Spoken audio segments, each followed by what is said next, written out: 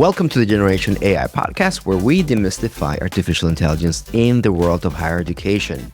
I am your host, and I've been the host for 49 episodes, joined 49 times with the only amazing Ardis Kadui. How you doing, pal?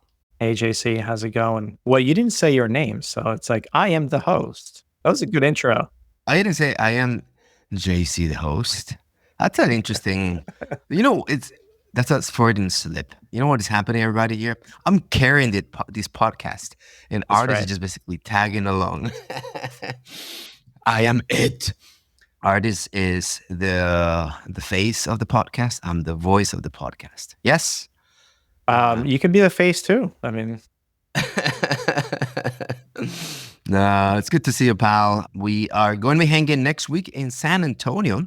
So I get to see your FaceTime, talking about your awesome face. I'm looking forward, doing a river walk or a ride with you in San Antonio. Yeah, sounds fun.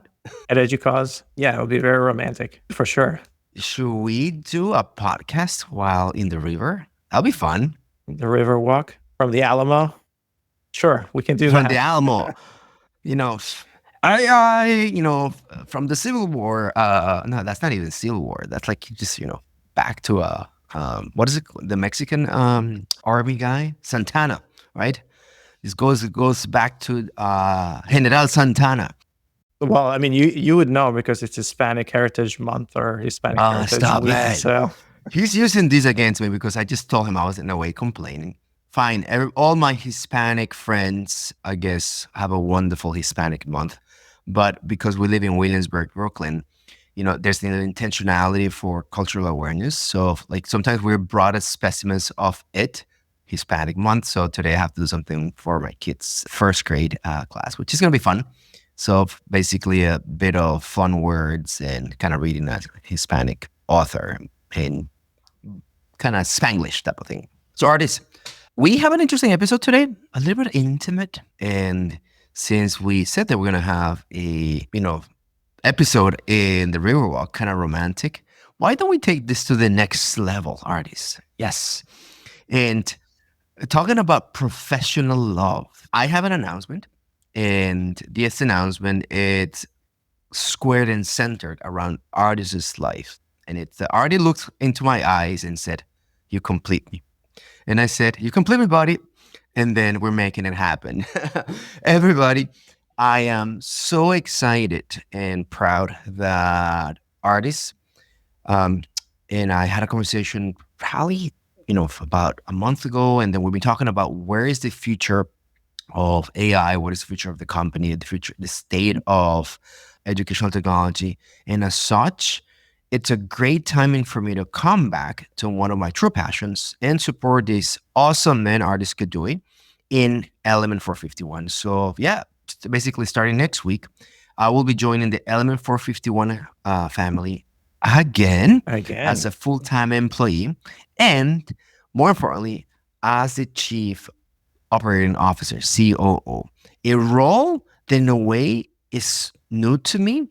However, all the operational background and all the administrative things and all kind of team running and strategy deployment things that we've done in the past are a perfect fit. But Ardis has been looking at how do I get this operational layer in Element being deployed with a trueness to a data-driven, kind of performance-driven approach. So we're going to bring that in addition to, of course, wouldn't be me, right? And wouldn't be Ardis if it has a strong layer of AI. So I'll be also joining in a duality as the head of our AI practice for Element451 and all our partners. So Ardis, you're welcome. This is... Well, welcome back. Welcome back, JC. So it's very exciting for me. I can't wait for us to work together again. Like this podcast was one of those mechanisms for like us keeping in touch and making sure that we spend time together. You, of course, for those of you who don't know, JC is on the Element451 board, has been a longtime friend, and we've been working together for a really long time since the NYU days. I don't know what year that was, maybe 2000. No, I know exactly the year and the month, not because you're not so memorable, my friend. It's just I came back from my honeymoon and you were there. So it was August 2007, and I can even tell you probably the day, right? But yes, We've been working together since August 2007. So that's what's that, 17 years? Oh wow. Yeah, my friend. That's a long time. That's longer than I know my wife. My Yeah. marriage and you are in a way intertwined. So talking about There a we go. Freudian slip, right? Yeah, exactly. So this is really really great for us. So you're part of the when Element was founded and kind of spun off, and you were part of that journey for the first few years. You then went on to VaynerMedia as the head of kind of global analytics and data teams there. This was a really interesting time for VaynerMedia because they were kind of blowing up around Gary Vee and trying to bringing that, operationalizing a lot of that work around data. So over the past few couple of years, you've been doing a lot of performance. Kind of how do you measure social media impact? How do you measure the rise of the TikTok generation and all of that stuff? And through a lot of that work, like I've been really envious in terms of like, okay, this is great from a content perspective, but we've been talking back and forth. It's like you've always been like, well, hey, here's some of the things that in the back of your mind is like how we can do this stuff for student engagement and then higher education, which is really truly like one of your biggest passions. But you worked on really large brands like Meta, PepsiCo, Visa, and kind of measuring social impact, social media, advertising, all of that stuff, and kind of bringing that back into Element. It's very valuable to our partners, our clients, and higher ed overall. And the other thing that I want to say is we're kind of work together really well because you're more of the extrovert and like the promoter, and I'm more of like the ideas, and like that's what gets me energized. So it's like I can have the ideas and I can have all the visions and all that. And then it's like, okay, hey, here's a hot potato, JC. Let's go and operationalize it. Let's go and promote it. Let's go make it, like build a practice around it. So that's kind of the way that we've been working really well together. And when you think about Element and where we are in our journey, it's like we're an AI first kind of product, but also how do we ingrain that in the company as well, right? How do we bring AI to everything that we do, from marketing copy to customer analytics to customer success, like all of these different pieces, and having a dedicated person who's actually thinking through that. It's really, really important. So if we preaching that AI is going to be the future and how organizations are going to grow, then we need to take a step and actually saying, okay, this person at the executive level is in charge of infusing AI into our operations and into kind of our company, and of course product as well as we move forward. Thank you, Ardis. I really appreciate some of the nice things you said there about me. And truly, right? I think I like to expand two ideas that you mentioned, right? Truly, one of the best things, and thank you, buddy, for providing this opportunity, is to work with people that you like, right? And you trust, right? And we've been going at this for quite some time. As you mentioned, I was probably one of the first leaders in Element, help you in the first 3 years to bring Element to that stability. And then you've taken it to the next levels. And then we're coming back to help you even take it to a larger level. So there's the aspect of you need a leader.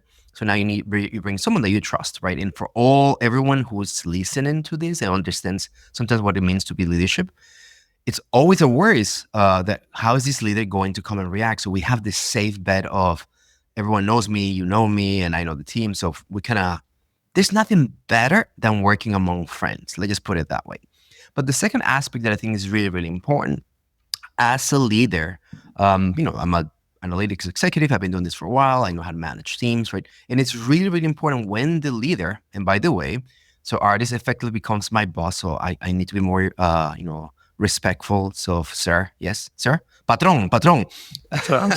So what happens is that Ardis, as a leader and a voice in AI, it's literally telling us, I need the company to follow me and not continue to lead, right? And the gap, the delta sometimes is there, right? That the teams, the process, and the voice, the thought leadership are not matching. So one of the important things that we want to do for the company internally and all our partners, it's that where Ardis is at and also where I'm at intellectually in terms of AI, and now how we think about operations, who we are, how we process onboarding, how we process an algorithm, how we process even a bill, right? Having the lens of AI to kind of help us do all this type of thing. So it's a really interesting challenge. I'm very, very excited that you've basically trust me to do that. And then we hope to bring this internally and externally. Element friends, internal partners, external partners. It's going to be a lot of fun. And I cannot wait to see how we reduce the gap between what Ardis is talking about and basically visioning around the world and how we do it on a 9 to 5 kind of day in, day out. Let's create basically more interconnected campuses, as we said, right? Through AI as that glue and also do it ourselves. Exactly. Ardis, Exactly. in our prior episode, and this is all in context of me joining, I would love everybody to kind of get this continuation of our prior episode where we did a first approach angle, very Elon Musk centric, and First it principles. means what did I say? First approach. First principles. See, I'm calling right, you out approach. already on your. It's like you're messing up already. But that's on? my brand. That's my brand. Spanglish. So Spanglish, basically moving words around. So using first principles. Innovation has been seen and perceived in the Elon Musk era, right? And we spoke about that in a prior episode. Check it out. It's very interesting. I hope you all enjoy it. But now you're saying, let's bring this to Element. So what does this mean as you, the CEO, the leader? Like, what do you tell me, right? And how do you expect this to be, in a way, codified? But also, if I am a partner, what does that mean that I work with a company that is trying to prototype and codified a first principle approach that has worked really well in the space industry, but now in educational technology? What is in your mind in doing that? Yeah, no. So look, the first principles doesn't mean it just mean it's a mindset, right? It's this idea that we're not going to get it bogged down by bureaucracy. We're going to move ideas forward. We're going to move very quickly. The larger companies get and organizations get, the more they lose their soul, so to speak, towards a goal or towards something. So first principles really means that we're going to look at problems and we're going to challenge things and look at it a little bit differently and going to ask that why, the way that things have been done. And that requires, a little bit of belief in the things that you're doing in terms of carrying that forward. And it requires conviction, right? That this is the right way, because there's a lot of people externally, internally that are going to question all these things. So that's the idea here, is that we're going to use first principles, and we're not going to say, oh, because now we have 250 clients or more than that we are going to move slower, or we're going to not release as many features, or we're not going to put things forward because we made it, right? That's not the case here. So first principles is we love the problem, we have fallen in love with the problem, and we want to solve that problem. And everything that we do goes back to that why and what we're trying to solve for and the problem, and everything else is just implementation details, as we like to say it.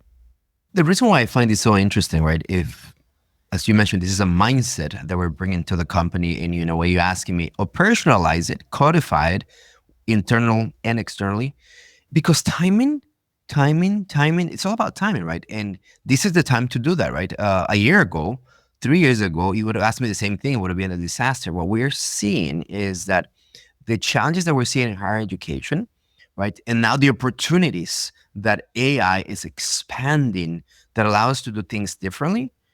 We could literally just replicate the playbook of the 1980s, and we just basically have better technology, faster technology doing, right? A 1980s approach. So having this mindset really allows us to basically start looking at what is the problem that we're trying to solve and the components that basically breaking it up so that we arrive to maybe a new solution. Because for the life of me, student engagement, the experience the student is having in our classrooms deserves a new lens. It's difficult, it's challenging, and all of us in higher education are exhausted doing, in a way, it's just that we have to do it all.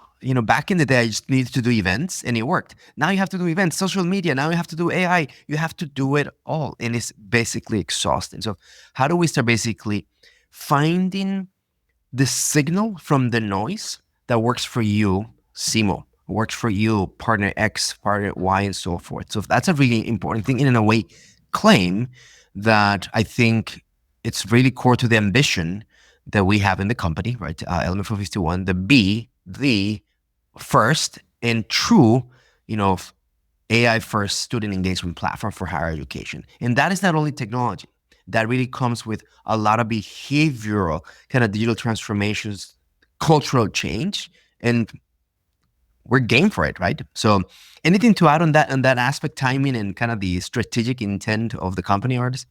No, I mean, look, there's been so many years and conversations that we've had over the past couple of decades, or even longer than that. We talk about, hey, enrollment management and, like, what are the tactics and things like that. And, it's just, by being in this industry for a long time, all of these things are like, they have become noise in my head because it's the same stuff year over year over year, and we still aren't progressing the student experience. We still aren't focusing on the student. So the thing that has changed that is transformational in education, or at least it's a new technology wave, right? So perhaps the first technology wave was the internet and how that transformed campuses and how connectivity and online learning and all this stuff, right? Give way to that. But the next transformational wave is AI, right? And it's going to transform everything that we do. And that's what has changed over the last couple of decades, why things can now be unlocked and move even faster. So that customer experience, the way that we engage with students, the way that we have it in the classroom, that part of it has changed. And we need to have a new wave of literacy around this new technology, that campuses are, there's a huge gap that we see in campuses today. It's very different. This technology is very different. And this wave of doing new things is very different because it's so much faster than the digital transformation or the web transformation, or moving to the cloud, or all of these different technologies. It took years to do that, or decades rather. AI is moving so fast and the capabilities are so fast that we risk falling behind if we are not intentional in moving these things forward. And that's why I need more help. And that's why Element, like, we can't just put out a great technology out there. We need to build communities of practice as well. We need to build this notion that, we need to build a lot more around it, the literacy component and the practices and all that, in order to move that forward. Awesome. So yeah, looking ahead, you will be hearing me speak here. Ardis, of course, also with me, but then I will be now bringing live experiences of our quest for bringing AI in everything that we do internally and externally, for re-challenging the student experience of our partners with technology, with digital transformation, and more importantly, unlocking resources that are limited in our partner institutions to bring the best students that they can at the right time that they need, with a new, different packaging, to basically put it in an abstract way. So I'm excited about this, Ardis. Again, thank you for the opportunity. I look forward to telling the stories, and then everybody, if you just basically hear me now saying less stupid jokes and being more respectful, it's because, I have a new boss.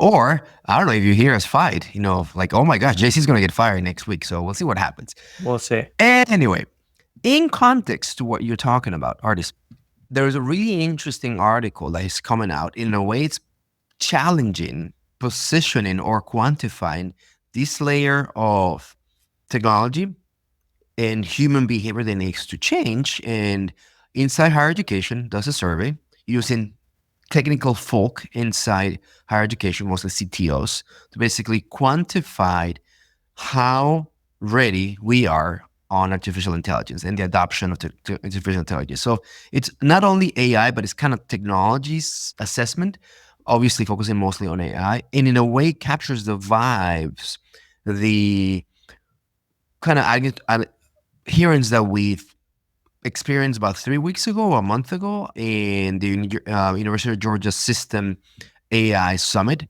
where leaders were basically presidents, mostly presidents and pros and deans, like number one, number two, running different campuses, raising their hand and saying, "I'm interested, but we're not ready. Tell me more. I'm willing." Right, but the curiosity is there. The deployment adoption was not there. And Ardis, before we go into this, I just wanted us to brief on something that I think maybe it's an episode that is forthcoming. But the term technocrats refers to all these professionals who are technologists and professionally trained, or they basically train in technology and they administer the technology, right? And there's a negative condescending term. I want to use it positively, which is basically a bureaucrat, right? Now, if there is a combination of technocrat, someone who's trained, right, to do things with technology, a bureaucrat handles the administrative aspect.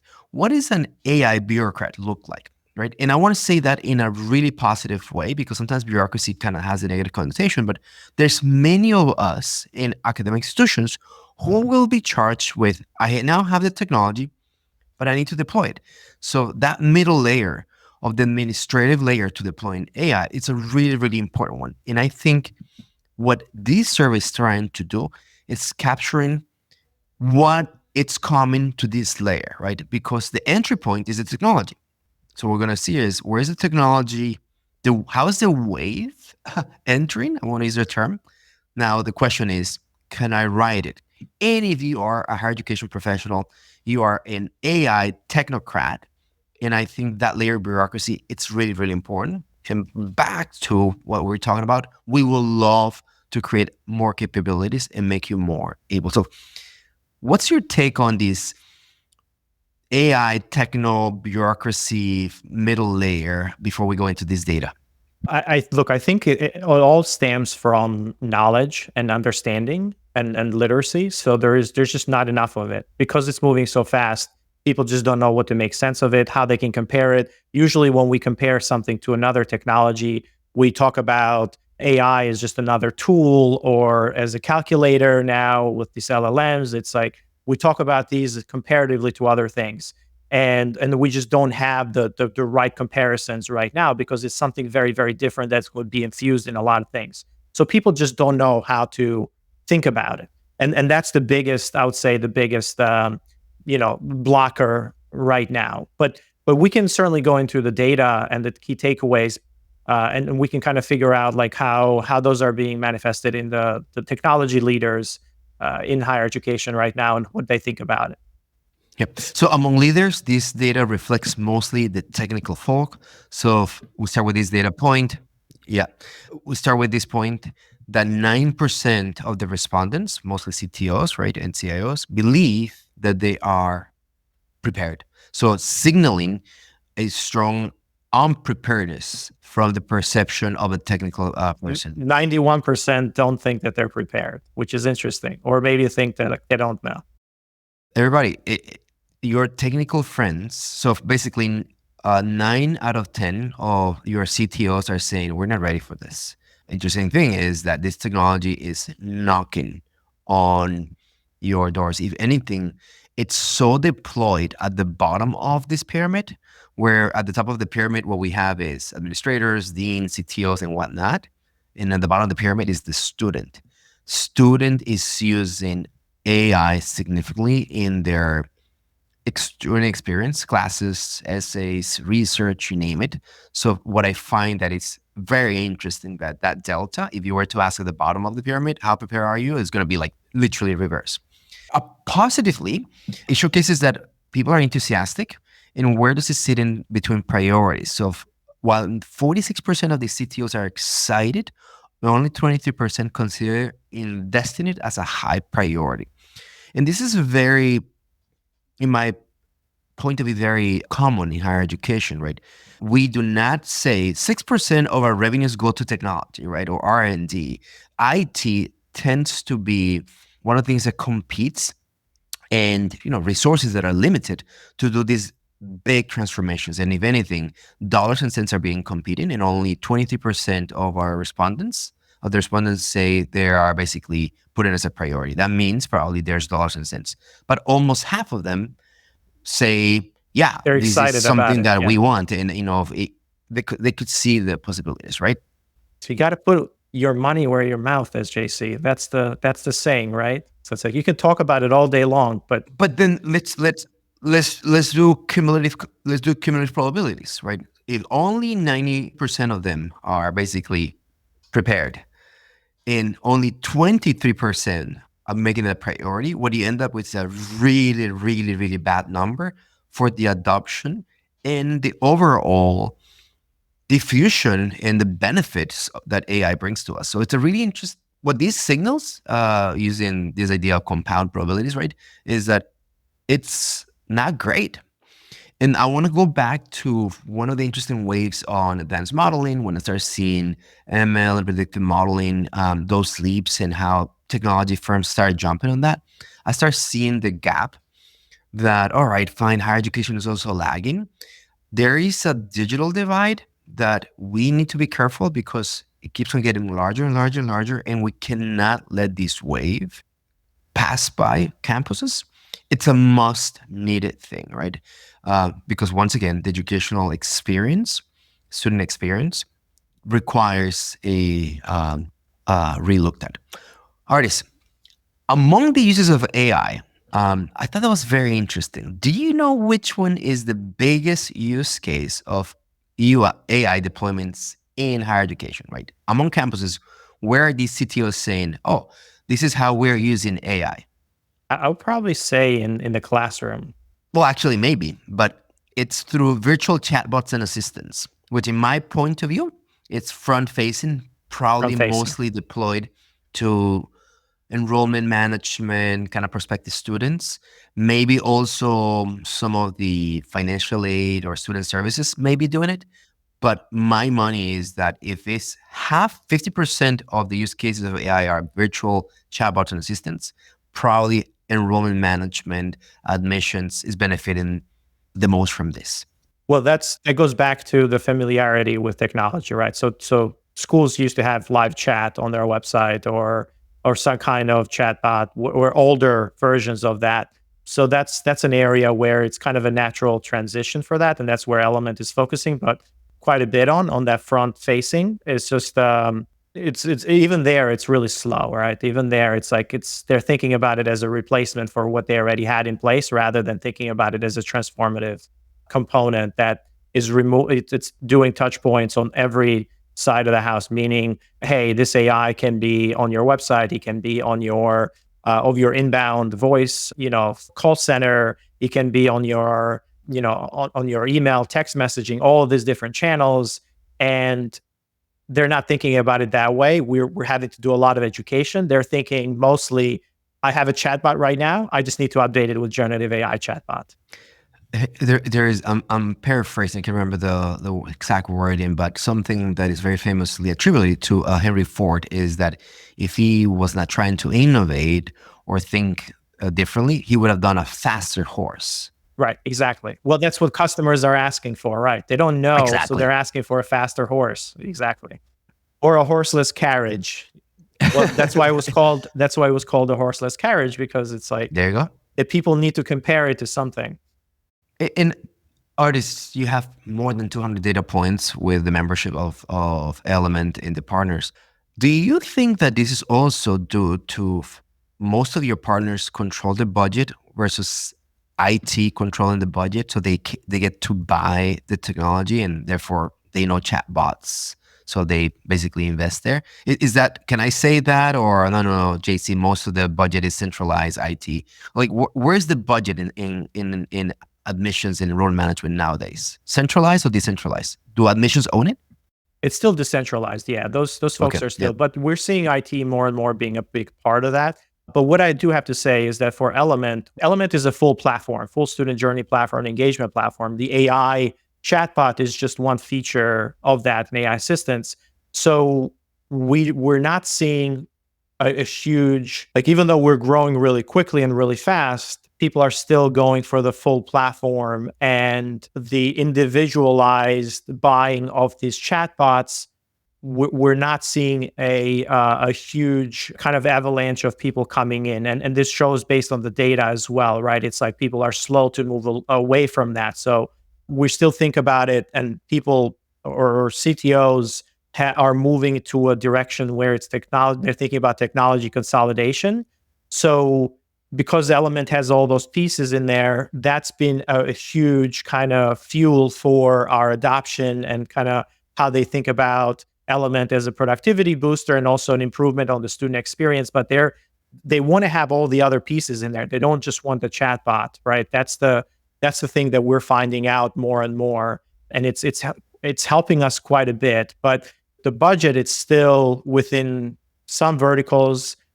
IT certainly is driving quite a bit of that as well, as they get asked to move into better systems, or they're going through a digital transformation. So they're a huge partner, but the majority are not IT driven.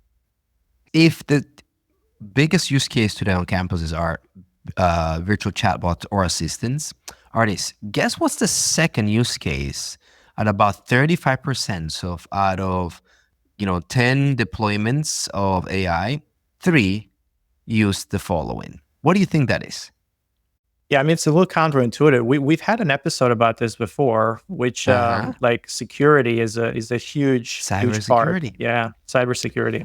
And one could say, oh, that's just basically instrument bias, meaning you serve as CTOs, you're in charge of cybersecurity, most of them, so they know that top of mind. But I'm just love to hear this and see that, right? Because obviously, one of the benefits of AI, it's its deployment around cybersecurity, and knowing that 35% of the use cases are already embedded there, it's a great promise. Ardis, just the 30 seconds on AI for cybersecurity, you can remind everybody, oh, that's what it does. Yeah, there's so look, when you think about AI and cybersecurity, there's so many threats out there from kind of looking at the huge volumes of data and analyzing that data. You really need AI in order to do that. So this is not large language models that are doing this, right? It's not the generative AI use case, but it's more like the predictive components that are coming in from deploying very, very sophisticated kind of AI based threat detections, or virus detection, all of these different things like endpoint detection. So all of that stuff, all of those products have AI baked in there, and that's why we're seeing that huge jump, because the volume of data is increasing. Cybersecurity is becoming, especially for schools where they're running older infrastructure, and is not most of them have moved to the cloud. They have been vulnerable around cybersecurity threats and kind of basically being hacked and so on and so forth. So yeah, I'm surprised it's as low as 35%, because by this time I would bet it's a lot. It should be a lot higher for that, but it also shows the maturity around the digital transformation and the cloud transition from all of these partners. And that's an important reminder, everybody, that when we speak about AI, many of us tend to just focus on this next, most recent wave of AI, generative AI. But when you stretch AI and you bring data science, machine learning, there's multiple applications. And on the data, we also see that the third showcase of AI deployments at 27% of use cases is predictive analytics on student performance. And this is where you and I started our careers, right? Yeah. So, Yeah. predicting likelihood to enroll. Many of you are very familiar with these models. Likelihood to churn, ability to pay financial aid, you need an intervention. All those type of models are perfect deployments of AI. They're just basically not leveraging, as Ardis mentioned, these modern recent LLMs that are in the family of generative AI. Challenges. Fascinating to see that CTOs and the basically technical leaders of the institution are saying that the biggest challenges are basically twofold. we're unprepared when it comes to policy, this idea of governance principles, right? Oversight. This also brings the aspect of ethics and security, but also a component of hiring the people to do it. 60% of the CTOs report difficulties in hiring employees or professionals who are actually up to date with this technology. And it makes a lot of sense because as an AI professional, you and I know that it's a really hot field. So you can go multiple places. So I need to compete now, University of Georgia with maybe Facebook for the same data engineer who could be doing the same type of support on the back end. Or if, data scientist or an AI engineer has a really interesting bench today.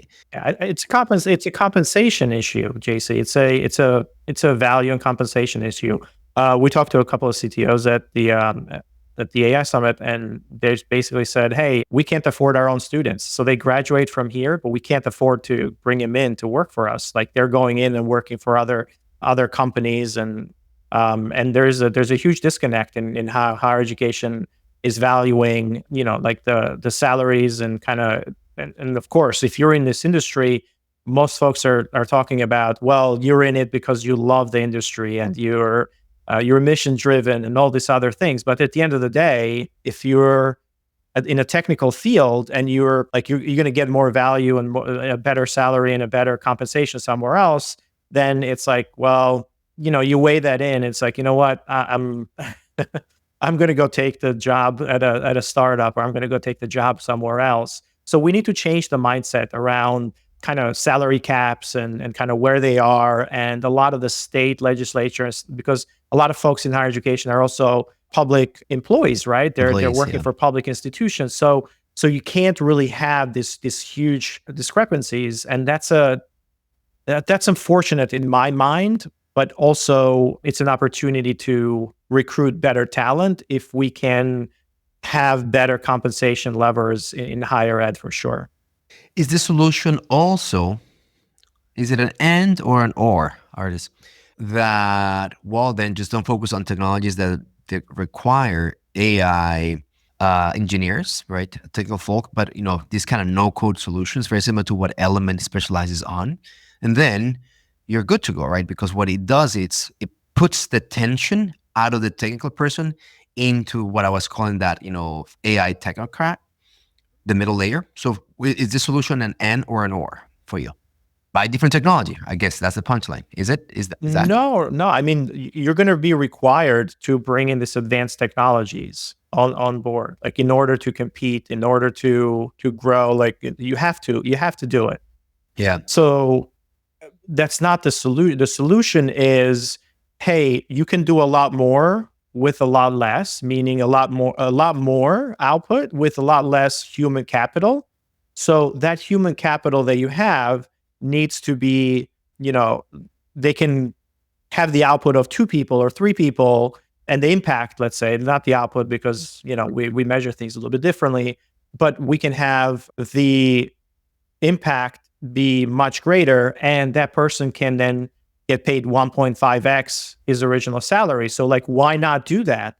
But we see it as a headcount math. We don't see if I get a better person in here, if I get somebody more trained, or if I train these folks and I elevate them to a level where I can, they can do the work, or they can have the impact of 2, 3, 4 people by using the more advanced tools, then why wouldn't I do that, right? And that's how you compete then with the startups, with the external world, is not around, well, I'm going to drive the mission. It's around, I can pay you, but I also need you to do the work of 3 or 4 people. So it kind of comes back to a loop where the mindset needs to change, where technology then needs to drive that innovation internally. But you're not going to have people there because they're going to be doing grunt work if you don't have the technology. So it's like a chicken and egg thing. It's like, do you bring the technology first, or do you bring the people and expect them to grow? Or do you bring the technology, you see benefit, and then you kind of slowly bring those people up to speed, and you don't fill positions because the technology is actually doing much better? So I don't know what it is. It's a question that I've been thinking about.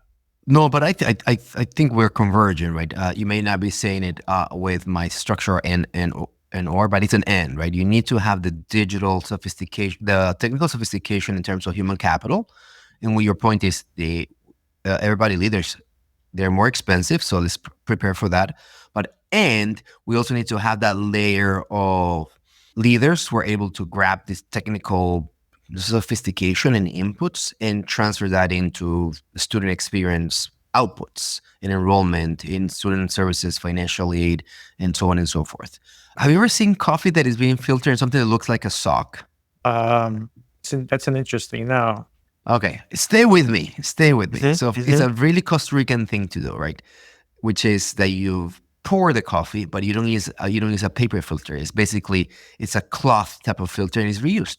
That's how my grandparents grew up with coffee and whatnot. So what I'm fascinated that if we don't get this right, you're gonna end up with my mom, which God bless her, she's the best and she makes the best coffee. But check this out: you have the most sophisticated espresso machine and right next to it is a sock that has been in the family for years, but that's just the way she loves it, right? Mhm. And that is basically why I'm bringing this odd analogy, right? Bring in the awesome professionals that we need that can specialize in these AI integrations, and they will build things that no one uses, right? Because they now can connect an OpenAI API backend with your LMS and your CMS, and they can do crazy things. That doesn't mean that it's going to be used in the classroom, right? That's the machine. But using the machine, knowing how to press the buttons, and more importantly, put it in on breakfast, that is the digital transformation that we're talking about. And that's the symbiosis between the technical people and the different leaders, right? And in the data, we're also seeing that these CTOs are reporting that 62% of them see that digital transformation is a high priority. So if AI was 23% a priority. What they're saying now, the digital transformation needed, it's even higher by a factor of almost 3x. I see that as probably the healthiest thing today. In other words, like, hey, I'm not putting my dollar behind it. What I'm putting is, let's first change mindset before I put in the dollar. And if that happens, if change comes in, maybe the dollar would follow. And everybody, this is where Ardis and I, as leaders, as basically humans who are trying to create behavioral change through AI in higher education, that's what we're committed. That's what Element is also doing with AI, trying to basically create digital transformation across campuses. And yeah, we're part of that layer. And I really, really hope that it just doesn't happen in 5 to 10 years, but 5 to 10 months type of thing. Good luck with that. Any closing thoughts, my friend? No, this has been a great episode, JC. I'm so glad that you're back, and we'll get to work together every single day. And this is really, really important for Element and also for higher ed, for AI literacy, and kind of how we push productivity, especially in this transformational time where the student more than ever is becoming, used to these very convenient experiences and these very easy experiences, and we have an opportunity now to transform that student engagement altogether. We've been saying that for a while, but it's truly possible now with AI, which kind of gives us the huge opportunity. And that's an area where I'm really excited to have you on board to kind of bring this AI practice and kind of work with a lot of our partners and kind of the wider community. So I'm really excited about it. Can't wait to kind of get going. Not that we haven't gotten going, but like to amplify it even more. And it's good to have you. It's good to have you back. Thank you so much, Artist. You become what you measure, Yeah, and exactly. accept the challenge of how do we, your mindset and my mindset, in a way, converge on evidence-based management, data-driven management. How do we bring this internally and externally? And for all of you listening who are Element employees or partners, we cannot wait. We cannot wait to basically tell you how we learn to do this ourselves and how we deploy these in our technology so you can benefit from it. And to my earlier point, everybody, let's just work on this transformation. The inputs are here. It's just us right now, probably this accelerating it. And if it can be done in 5 months, it will be the best ever. Subscribe, follow us, send us your questions, and looking forward to seeing you now from Element451, 9 to 5, day in, day out. Bye, everybody. Till next time, everyone. Generation AI is part of the Enrollify podcast network. If you like this podcast, chances are you're going to like other Enrollify shows too. Our podcast network is growing weekly, and we've got a wide range of marketing, enrollment, and higher ed technology shows that are jam-packed with stories, ideas, and frameworks, all designed to empower you to be a better higher ed professional. Our shows help higher ed leaders and professionals like you find their next big idea. They feature a selection of the industry's best as your hosts, like Jamie Hunt, Seth Odell, Jenny Lee Fowler, Brian Gross, and many of your favorite leaders in higher ed. Enrollify is made possible by Element451, the next generation AI student engagement platform that's helping institutions all over the country create meaningful, personalized, and engaging connections with their prospects and students. Learn more at element451.com.